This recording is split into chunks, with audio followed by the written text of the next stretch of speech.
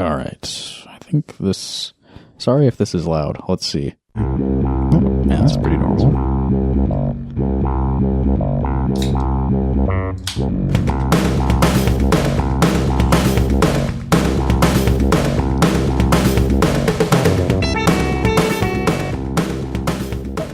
Okay. Welcome back to iHearIC Radio, which is a show about music and art in the Iowa City area. That's usually what it's about. That's what it'll be about tonight. Excellent. It'll be about that, right? And this is our 150th episode, which is kind of a milestone, right? That's a nice... It's a round number. Nice round Sorry, one. I haven't been introduced. No, yet. you're allowed to talk. You're allowed to. It's kind of a guest's choice whether they speak before being introduced or not. That's how I operate. All right. I don't have a hard rule against it or anything. 150, that's a big round number. It's a multiple of 50, so it's one of those, like, oh, we've made it to this one. It's one of those numbers. Last month was the 8th anniversary of the radio show, which is also a milestone. So we're kind of like back-to-back, like big, important episodes. Wow. So there's a lot of pressure now. Yeah, a lot on our shoulders right now. I wish I'd known this going in. People were they're expecting big things for number 150, and this is a big thing. It's a big thing, what we're about to do. The return of Dan Padley. Welcome back. Thank you for having me. You were last on, I believe it was episode 122. And Not a round number. I was going to look that up, but I forgot. So I'm going from memory. I think it was 122, which was the summer of 2023, which was when I decided to start doing this show again. Oh, yes, that's right. I do remember that. So that's why it's a big thing, is because you kicked off the current iteration of this program. And now the show ends. Yeah, so now this is 150 is a nice round number. Dan is back. The end. The final episode. No, I've done that joke before, so people don't believe it anymore. So someday it's just going to end. What is it? Without warning. I think it was Hollywood Handbook joked about ending their show for leading up to their 200th or like 300th episode or something like that. For weeks and weeks. And then they're very good at doing a bit and people not understanding if it's real or not. So people were like, is this actually going to happen? Yeah, I did the same with Rock Hard Caucus, except I made it clear like right away that it was a joke, but I just kept saying it. And then people did ask me if it was serious. And I was like, well, did you actually listen to the show? That's a good test for people. It is. Yeah. And then I made them fake fan. I was like, oh, well, you must not actually listen to the show then, huh? You're just pretending you like me. It's good to make people feel bad about supporting your art. Oh, how dare you ask me about the thing that I do? Because that's usually people don't care enough to even ask. Yes, I know how that goes. Or know what anything that I do is. For something that seems so important to you, and then people are like, oh, did you put a record out or something recently? It's like, I did. Thanks for noticing. Yeah. I mean, hey. And which is more great. Most yes, people exactly. did. Yeah, I'll take that any day of the week. Right. So I was going to ask you, since it's been a couple years since you were on this podcast, what you've been up to for the past what have I been 2 up to? years and I think 3 months. Has it really been I think it's that been long? 2 years Wow. and 3 months since we did this. And I have not seen you or spoken to you a single time since. And that was intentional. Save it for the mics. Well, I just put out the aforementioned record. I guess it wasn't aforementioned. It was alluded to. Crumbs Part 2. Aforeluded. Which was a sequel of sorts to Crumbs Part 1, which I guess is just called Crumbs technically. I didn't plan ahead. Do you have a plan now? How many parts? No, that was it. It was Crumbs? kind of based on album artwork. A friend of mine, Miranda Wilkie is their name. They took these pictures in Italy, in Pompeii, I believe, with this like turquoise film or something like that. So it like made the sky like this like pastel orange, and then the statue is this turquoise kind of thing. And I saw those pictures and I messaged them and I was like, hey, can I use these for album art? Nice. And they said, yes. Nice. And so, yeah. Speaking of the sky being the wrong color, did you happen to notice last night? I did. We were playing at There was some shit going on at the up Black there. Angel. This has been month 2 of this like spoken word poetry jam kind of thing, which is very fun. I believe it's the second Tuesday of the month at the Black Angel. That's subject to change, I guess. But it's the Blake Shaw Trio is kind of the musical backing band, and so there's a sign up sheet, and then poets or whoever really does like spoken word, and then we improvise music behind them. Nice, yeah. And so we were on a break during that, and then Maya, the host, popped out and said, "Hey, the Northern Lights is out there," and so we all kind of rushed out, and it was like it's kind of crazy. I remember maybe last year driving home late from a gig and looking to my left out the window, and it was like, oh, there's some Northern Lights. Yeah. It was kind of faint. Are we supposed to be able to see that from here? I think sometimes it's just that was like a Canada thing. I think mostly, well, the Northern, yeah. But, the headline that I read, because I certainly didn't go any further, was that there was like an extra powerful solar flare of some kind. Okay. And I think that's what causes it. Yeah, sure. Yeah, it was my first time, I think, seeing it like with my own eyes. And it's kind of wild that super faint, or I could see it. But, it's wild that like the camera can capture it better than the human eye, the naked eye, which is like the opposite of like when you try and take a picture of the moon. It just looks terrible. Yeah, that is interesting. Yeah, I don't know what that is. Yeah, because I was about to say, well, it's just because we are inferior to machines, but I guess it's not like a always. Yeah, it's not consistent. I don't know. I think that it means God must be real. All right. I think that's how that works. Big get for episode 150 is discovering the proof the of reality God. of God. Yeah. All right. Well. So speaking of Crumbs Part 2. Yes. Do you have a favorite track off of there that I could play? Oh, let me look. Here's the problem. I'm looking at the files on my phone, and each file has the artist and then the album title. Then I can't see the name of the track. So let me look up the tracks quick, because sometimes when I name stuff, it's kind of at a very brief moment, and then I don't remember. Yeah, you're doing instrumental music. It's not like lyrics based. Ooh, let's do Song for Toki. Do you know which track that is? That is track 6. So that should be this one. I hope so. Is that the right one? I think so. No, it says fiddling. Oh no! Well, that's track 5. Here. Now I got the right one. Okay, great. Song for Toki. Here it is. Yes.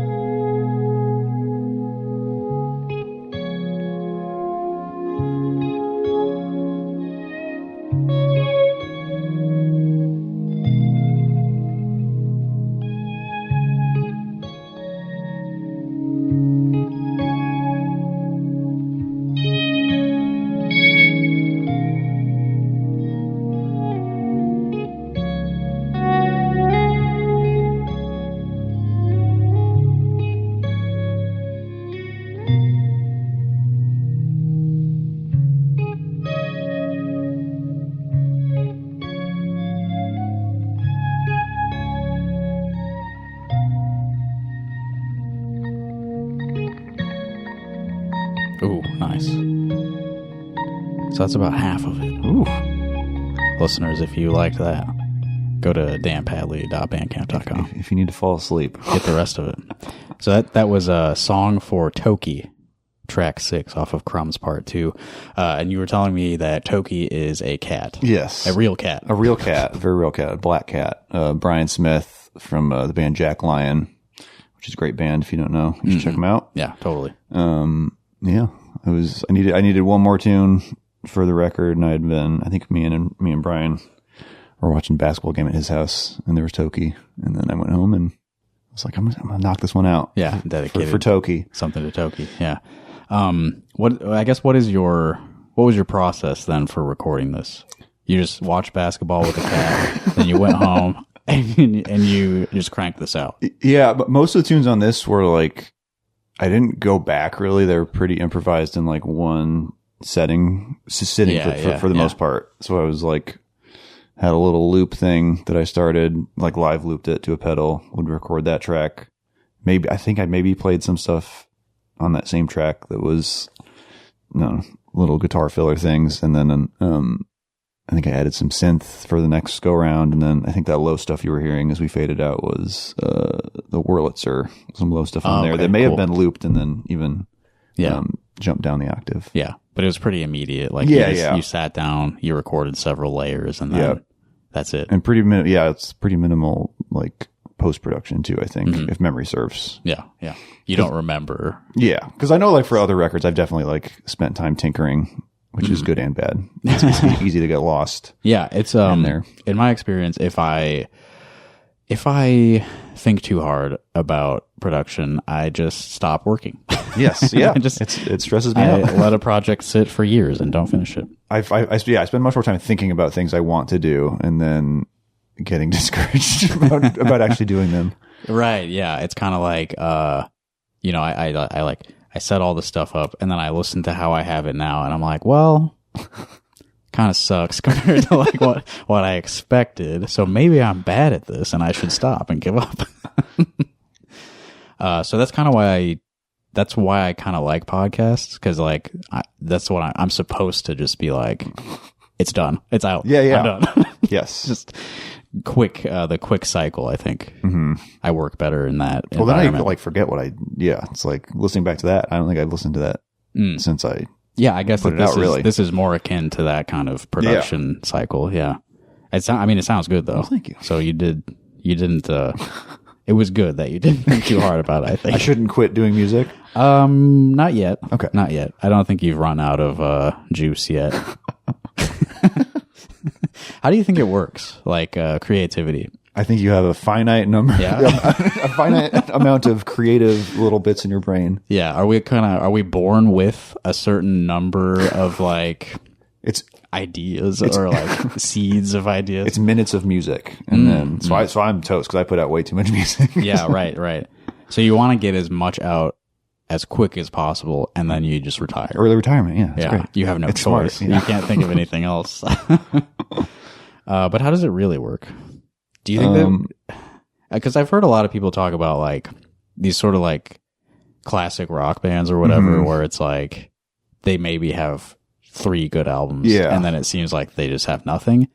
So I guess that my theory is like not that you stop being creative or you like run out of stuff as you age or whatever. I think that they just got rich and lazy probably. Well, and I think a lot of those records too are probably just like an excuse to tour as well. So it's like you got to put something out to do this tour. Yeah, but you don't really care. Even if your heart's not in it. Right. You don't have the spirit behind it that you did when you were young and striving. Or maybe it does. I mean, I'm going to talk about, warning, I'm going to talk about Fish for a second. Okay. I'm into it. I mean, I'm not into that, but I'm into you talking about it. But I remember listening because I was a bigger Fish fan. I still like them, but they put out a record called Big Boat years ago, and I remember listening to that, and it was just the most like, just not very good, like very toothless, like dad rock songs, and it's like, but I think they like doing it, so it's like it's for them, and the people are along for the ride if they want to be, and they can check back in and not, and it's just I don't know. I kind of respect that as well. There's something similar to like between jam bands sort of like endlessly releasing. Yeah. And I mean, they even release all their live shows and stuff too. I think there's something similar between that and like the podcast thing, where it's just sort of like it's like in the moment, production. it's like ephemeral, like yeah, it's not precious like a lot of stuff is, which can be good or bad. It's like it is. Well, like D'Angelo just passed, yeah, and he had 3 records in his whole career, and it's like, but he spent so much time honing those, fine tuning those. There's not like a right or wrong way to do it. It's just there's something to be said for taking care of things. Yeah, I think to a certain point. Yeah. I think that but it depends what you're doing too. Because if you're like improvising, then I don't know. Yeah, right. It's then the more you improvise, the better you get at improvising. Exactly. Yeah, and I think also this sort of like off the cuff radio show type of thing is like, it seems like if you do it more regularly, you're probably better at it. Yeah. But then also you get like tired of it. So I feel like there's like ups and downs. Yeah. But as long as you just keep doing it, yes. the cycle never ends, and you might get good again. Yeah, absolutely. So that's the show. Bye. Okay, Dan, the reason that we're aside from it being a milestone episode and I have to have a big guest like you on for the milestone, we are plugging a show that we have coming up. Yes. So we should probably mention that yes. at some point. I saw 2 Not posters now. for it today walking to the bus. Oh, good. I put those there probably. So I'm glad They were someone saw 2 them. on the same thing. Are posters still illegal in Iowa City? Is that? What thing were they on? It was in front of in front of the around the corner. Jesus. Mic down. Around the corner from the bus stop downtown, kind of in front of Buffalo Wild Wings. Okay, if it was on the board Yeah. thing, that's legal for sure. Okay, gotcha. Yeah. That's where we're supposed to put them. Okay. We're not supposed to put them on poles. Yeah. Do you remember that? And I don't do it. I've never broken the law. and I believe you. And that's that. There was that on the side of like Van Allen Hall, or like there used to be a whole big this is when I was in school here, so maybe I haven't walked that way in a while, but there was this big old board across from Van Allen in that little alley that was always full of posters. Oh. Is that still a thing? I don't think so. I That building might have been torn down actually too. As now that I think about the geography in my head. So yeah. Okay, but the show the show is on November 22nd at Trumpet Blossom. Wombat is playing. It's our only show of 2025 because we got to fly our guitarist out from Seattle. You know, we can't really do that often. But yeah, me and Carlos and Will, we're going to play a show at Trumpet Blossom. And Dan is also going to play at the show. That's right. And also Gabby Vanek. That's right. Right, Gabby? Oh, wow. That would be huge if that was real. If we waited 20 minutes to introduce Gabby. Surprise. Yeah. No, she's not in the room right now, but she will be playing. Yes. Did we do this last year, like at the same time-ish? Roughly the same time. Yeah. It was, it was like right before Thanksgiving. Gotcha. Yeah. But we had Christine Burke played that one instead. Mm-hmm. And she's out of town. Just saying. She's not coming to the show. Full disclosure. We're all a little bit mad at her for not being around to be part of this. But yeah, let's hear from Gabby's album Rot. Yeah. This is Gabby Vanek's Rot. I will tell you her Bandcamp after we listen to a little bit of this, but are you a fan of the contrabassoon? Yes. Yeah. Well, you're going to hear one. See?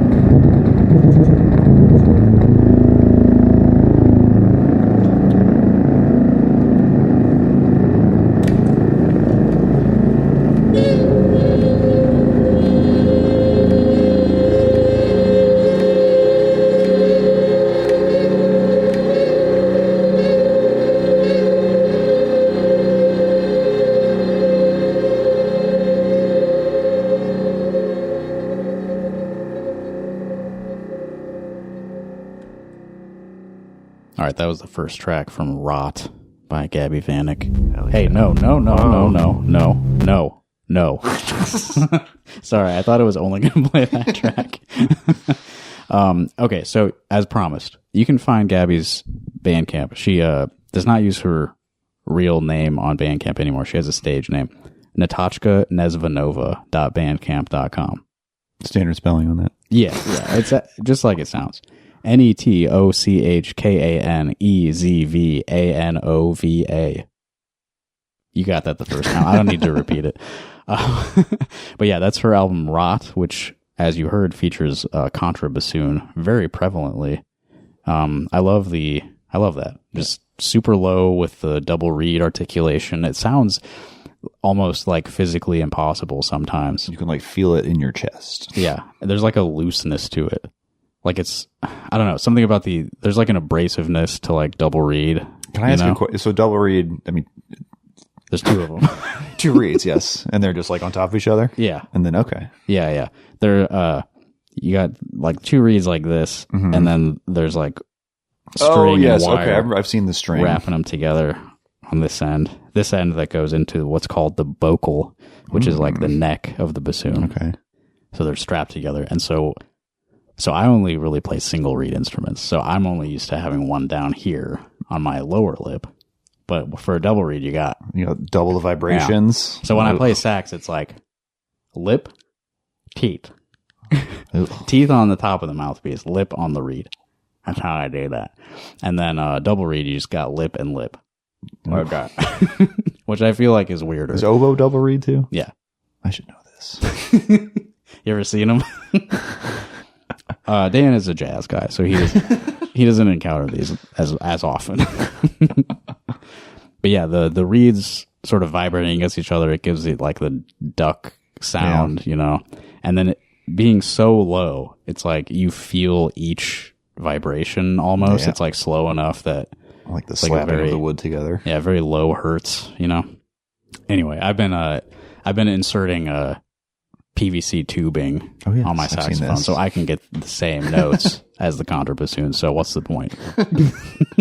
Go down to Home Depot. You got yourself a contrabassoon. You spend like $15 on a long tube and like your $100 alto saxophone from a garage sale. Is one trick.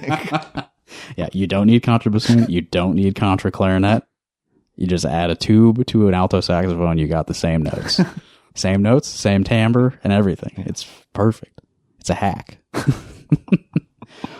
Dan, what else have you been up to in the past 2.5 years? In the past 2.5 years, let's see. I just got back. I guess not just, but Deb Talon and I were out on the East Coast in October, which was a lot of fun. It was a lot of fun, but also touring is, I don't know. We did 5 shows in 5 days on the second run. Yeah, where'd you go? So we did a little first run of 3 shows. We played Mountain Stage in West Virginia. Okay. Which is like an NPR thing. Yeah. I should have looked up when our episode is airing, or maybe it already did air, but Google you can Google NPR Mountain Stage and Deb Talon. Yeah. Something like that. And that was a lot of fun. It was a weird like 20-minute set though, which is I don't know, for me, always strange because you're like just working up into getting into the flow of things and then it's done. Yeah. And then it's also like there's 5 bands and so it's a quick turnaround. And so it's that stress. But a fun event to be part of for sure. And then we played Philadelphia where Carlos lived for a time as well. Yes, he did. Did you play at a yoga studio? Because No. that's where we played in Philadelphia. We did not. We played, where did we play? Oh yeah, World Cafe Live. Okay. That might be, is that the place that I heard good or bad things about? Not from you. Since I can't remember, I won't be more specific. That was the place where my backline amp was the Ibanez Tone Blaster. Which that sounded better than I expected it to when I plugged in. So, with a name like Tone Blaster, the tone was sufficiently blasted that night. And then we played New York City at La Poisson Rouge, which is a really cool club. And then, was home for 3-4 days. I played with Jimmy Pardo. Comedian Jimmy Pardo in the interim. Cedar Rapids? Cedar Rapids at the Olympic Theater. Was I working that night? Something like that. I think you said. Yeah, I haven't been able to catch you playing with Jimmy Pardo, which I feel like would be really fun to see. It's wild. It's so strange, but it's the best. Jimmy's super nice. It's I mean, probably in the hour and change of Jimmy's set, probably play a total of like 2 minutes of music. Yeah. maybe 3. And then get yelled at and made fun of. In the best way. He said I looked like Wooly Willy, the magnet toy where you can like move the hair from off the top of the head to the beard. Right. In the nicest way possible. Yeah. And then the second leg of the Deb tour was Burlington, Vermont.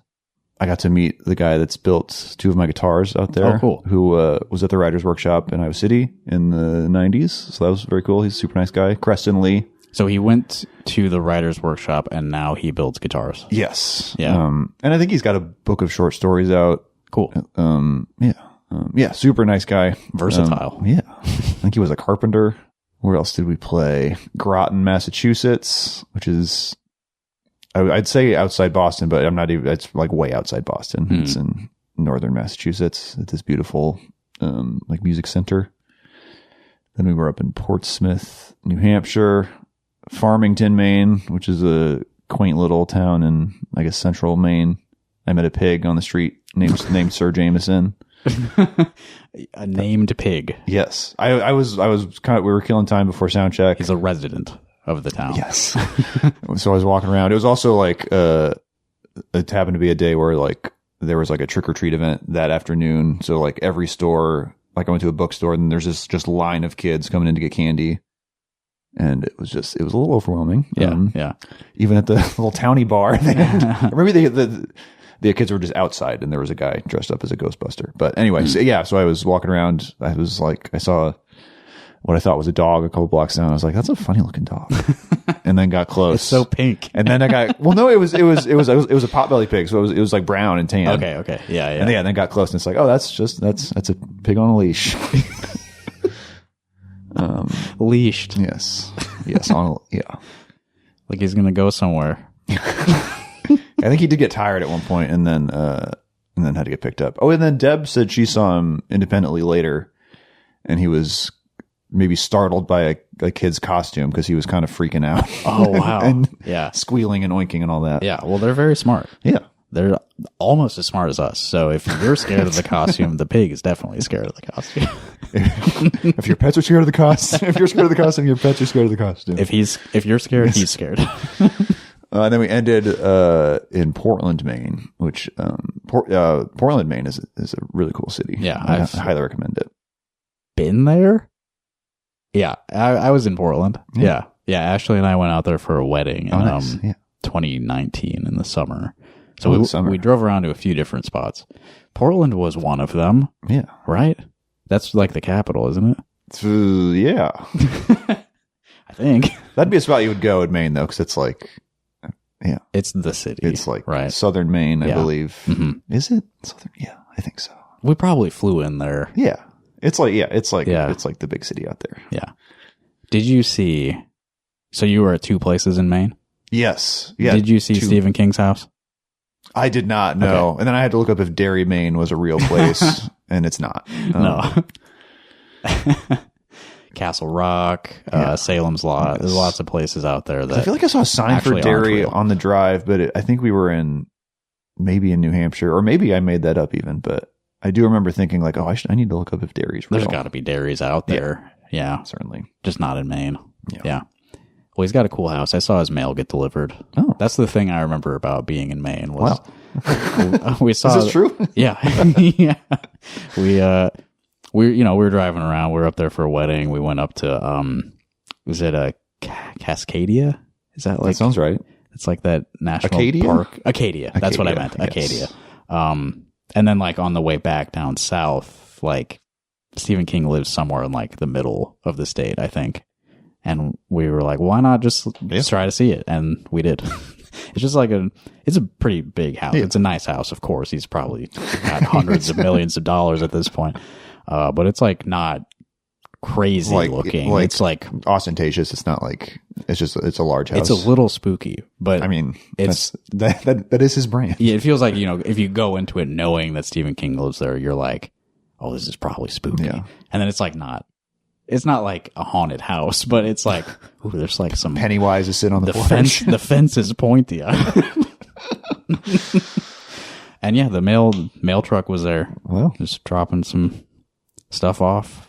I was like, damn, we saw that. We got to see we saw that. His mail. We're one of the few who got to see Stephen King's mail get delivered. But yeah, touring. So you were saying, I guess you were probably saying that it's like exhausting or something. Yeah. So the last second stretch was 5 shows in 5 days, which is, it's just like, I don't know. It gets none of those exhausting. places are your house. No. Yeah. The nice thing about the East Coast is that stuff is drivable and manageable. Yeah, it's closer together. It's not like those, I mean, as a Midwesterner, you get used to like 4-hour drives like it's nothing, but yeah, it still adds up when you have to do it. Yeah. If you're doing 5 days in a row. If you're doing a whole week of, and then just being in a different place almost every night. There's sometimes we'll drive to the next place early, so we get 2 nights in Airbnb, which that always feels like a luxury. Yeah. Where it's like, oh, I can just like leave my suitcase. I basically am home now. Yeah. We stayed in Kittery Point, Maine, at this little Airbnb that I think the host was like an 80-year-old woman. There were just the quaintest little notes about like little instructions, like handwritten notes. Yeah. Don't touch my stuff. And then in my room, so Deb had what I guess was the main room with a little kitchen in there. Kitchen is in quotes. There was like a mini fridge, a Keurig, a microwave, hot plate. I think a hot plate, yeah. Nice. And then in my room, on the desk was a little 10-inch TV. Couldn't have been more than 10 inches. And then next to that was a toaster. In your room? Yes. Huh. On the desk. And then just to the right of that was a toaster oven against the wall. So you'd have to jump back and forth between rooms to get a full breakfast. But a very cute little place in a cute, weird little Maine town. Yeah. Can I play some more music? Absolutely. Okay. There was a track that started playing that I got mad that it started playing, but now let's actually hear it. The other night, a band from Minneapolis was in town. They're called May and the Ladies. It's May Klug is the lead, the front person, the composer.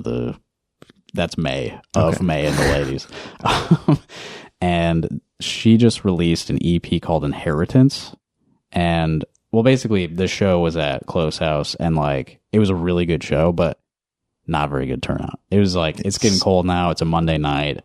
There's other stuff going on as well. So we didn't get a lot of people out there, unfortunately, but a few more people will listen to this podcast. So if I play a track from the EP, maybe people will know about it. It's classic word of mouth stuff. Yeah. And then they'll come see her next time she's in Iowa City.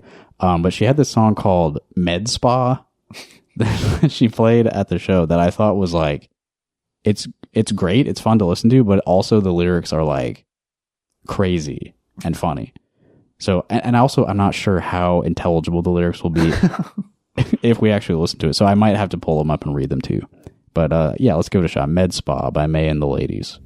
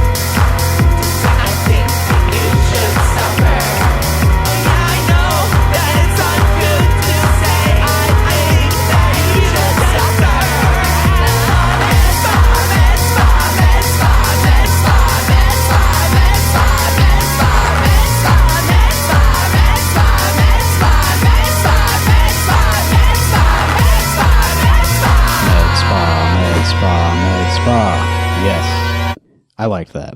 That's fun. I'm glad I brought that up. Yeah, that's great. Yeah, if you couldn't hear the lyrics, there's like, it's kind of about like looking at crazy shit on your phone and just reflecting on like, what are we doing?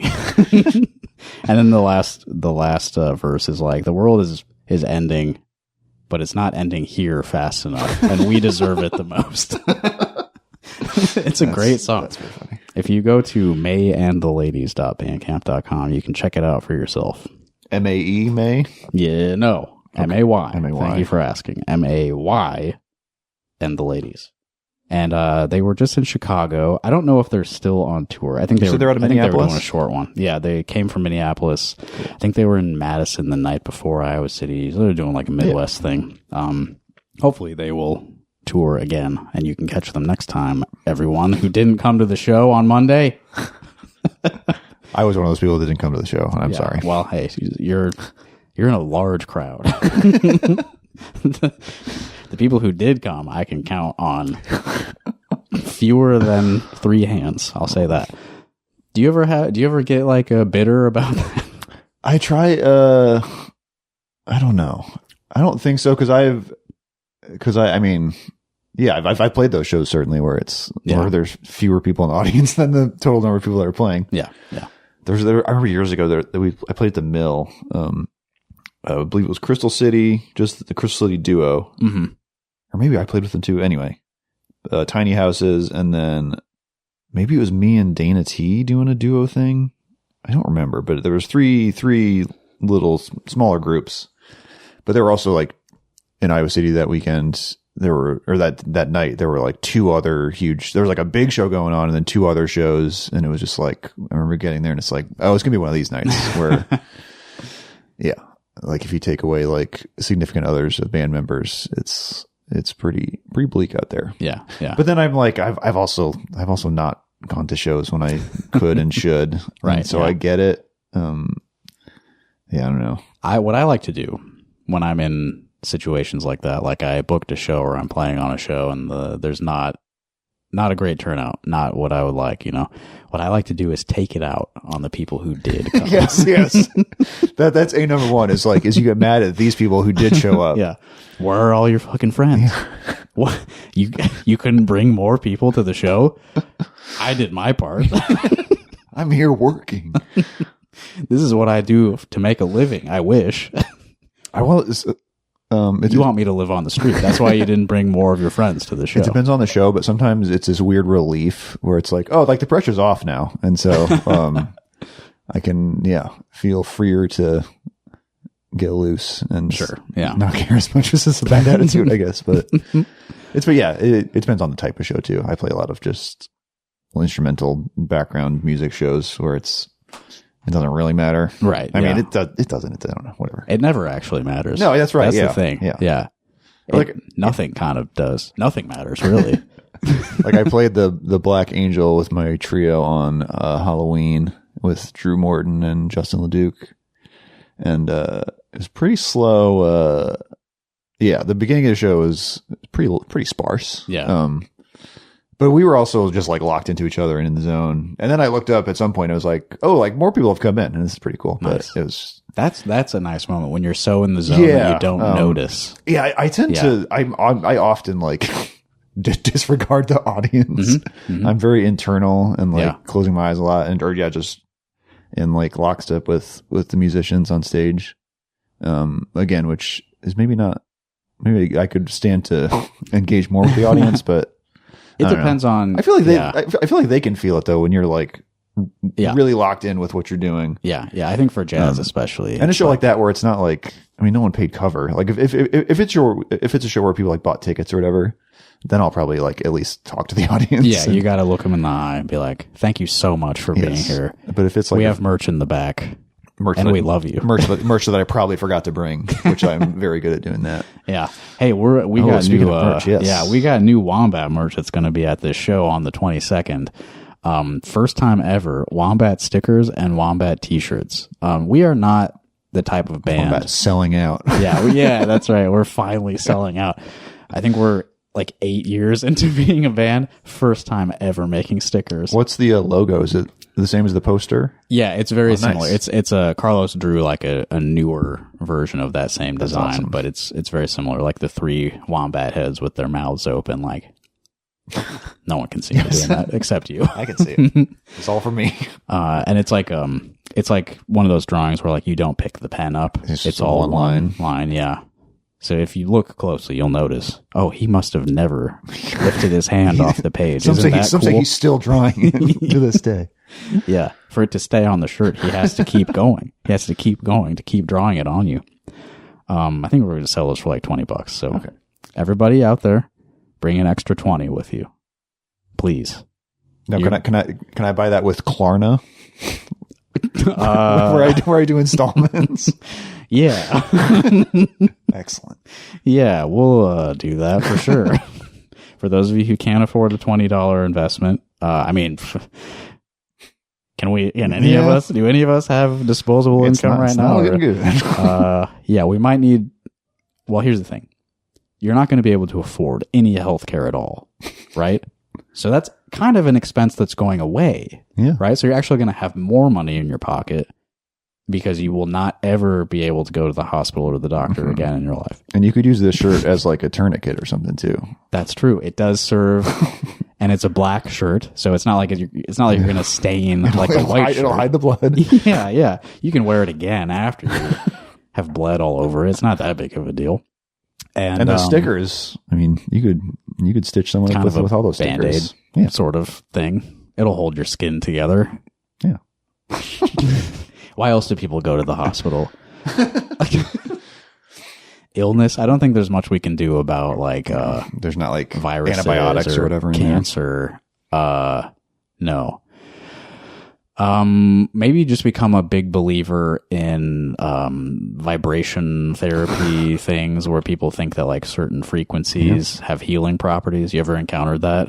Well, there's that whole like 432, right? That exact type of thing. 432 hertz. If you listen to a tone at 432 hertz, it actually will cure you of whatever's wrong with you. And that makes sense. Well, okay, here's the thing. Not to... Hey, Ashley? All right, she can't hear me, but I'm going to talk about her problems for a second. So my wife has a stone in her body somewhere. If I don't tell you where, then I'm not violating HIPAA, right? Well, you're not a doctor, so you can say whatever you want. It's true. I'm not bound by HIPAA. So you know how the human body will develop stones. I've had kidney stones. Okay, so that's a type of stone, right? It can happen in various parts of your body. Stones will develop out of minerals that exist in your body or whatever. So I searched. Is it vibrational therapy? There's like a term for this, but whatever. It's just get Gabby to play that contra. Contra bassoon. I searched like. Let's say kidney stones, frequency therapy or something. And I found a YouTube video that was like, if you listen to this and you like this frequency will dissolve the stone. And that's nonsense, of course, but it's also like, there is, I guess that's theoretically a possibility. Yeah. Or there's just something like soothing about a tone too. I mean, sure. It could make you feel nice. Yeah. Sort of emotionally. Yeah, it's when you lean into like it'll cure your ailments where it gets a little bit. It doesn't seem totally impossible that like a deposit of like a certain mineral could be dissolved by a certain frequency. But then again, they like shoot lasers in you somehow, and I don't know how that works. Yeah. So it's got to be. Maybe they know. I mean, I would think that it would have to be like more centralized or like localized and like intense than like what you're capable of with the phone speaker pressed against your body, right? Yeah. That's probably not enough. You need like a pretty good system, I think, to break apart the rocks inside of you. Might need like a Dolby 5.1 kind of deal. Yeah, hook it up straight into your ear. Yeah, more channels.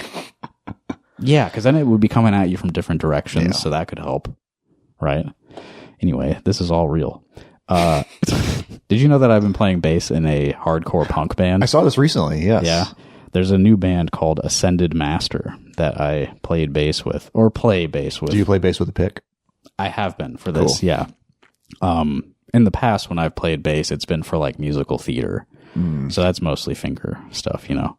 I subbed in Blake Shaw, Nolan Schrader, and Chris Jensen have a group called 3-0. Yeah. And years ago, I subbed in for Blake somehow Really? on electric bass I played. Yeah. And I hadn't really played bass in a long time, and I did it with my fingers, and I had just awful blisters on my right hand. Oh, yeah. Well, for the style of this band, I mean, I had the to pick do, is great. I had to do the pick. I had to have the hard attacks, you know. And it's this motion, you know, like all downstrokes. Just all downstrokes. Yeah, that's exhausting. Ramones style. But we've played one gig. We played at a house venue called Frat House, and I recorded it. I set my Zoom recorder just on top of a PA speaker. It's surprisingly It's pretty incredible. Not as bad as you might think. Do you want to hear what it sounds like? I do, absolutely. Okay, so this is one song we played. This is the third of 5 songs in the set. I don't know what the song is called. I'm just playing bass, right? Song 3. Yeah.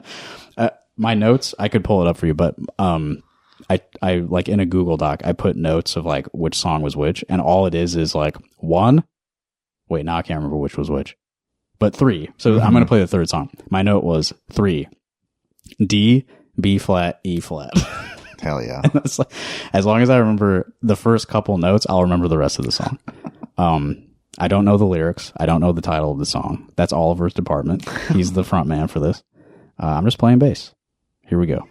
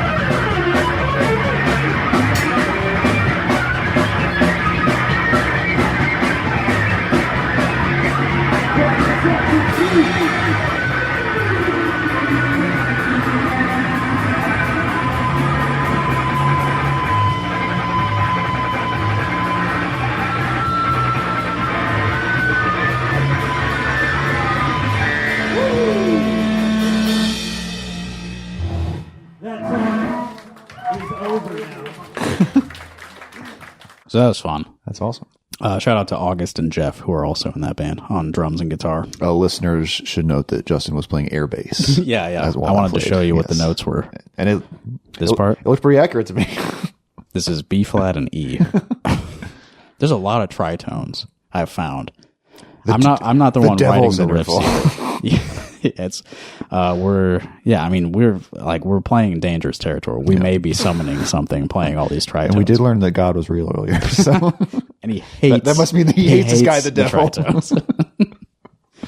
But yeah, I'm not the one writing the riffs. Like I said, I'm just playing bass, right? So you're just putting on your hard hat. You're just going into yeah, I'm a workman, clocking in. Band, yeah, hired gun. But they're writing these riffs, and I'm like, oh, okay, we're outlining the fully diminished seventh here. All right. I'm going into it like a real nerd. Yeah.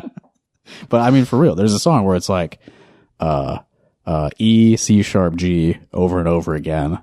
And then there's like some stuff with the B flat. And it's like, all right, cool. We're just playing this chord the whole time. The whole song is just like, it's a fully diminished seventh. I should bring a keyboard with me and just hold the chord down. This is the whole song. They don't get it. I'm analyzing as we go.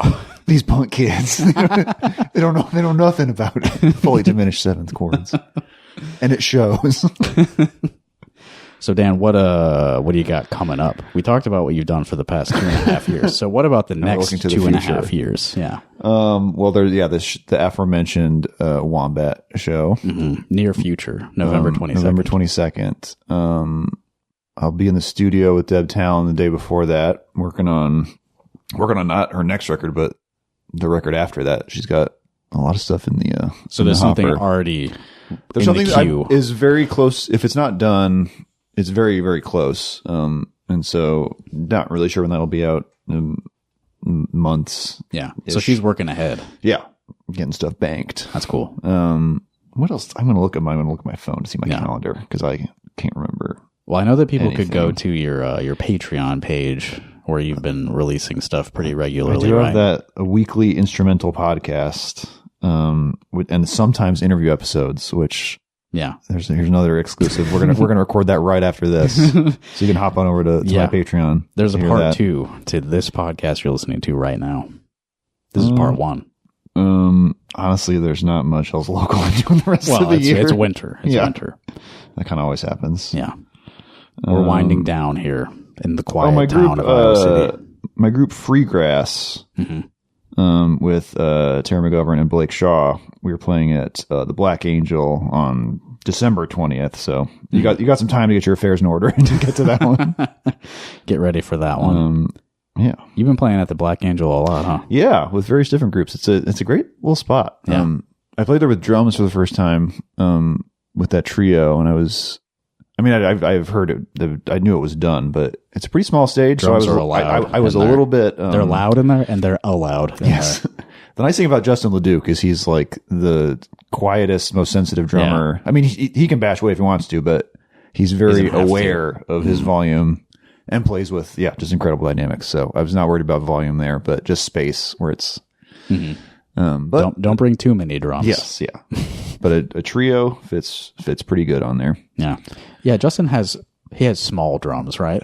Yes, he used to play. His old kit was like, I think he had like a 24 or 26 inch bass drum, and that was kind of a monster. I think that's set up in his basement now. It's like his practice kit. But yeah, he's got a pretty reasonable kit. He does a lot of cymbals, but he uses them well. So yeah. You can get away with hanging those from the ceiling if you need the ground space. The Black Angel loves it too. Too many stands. He's up there on a ladder.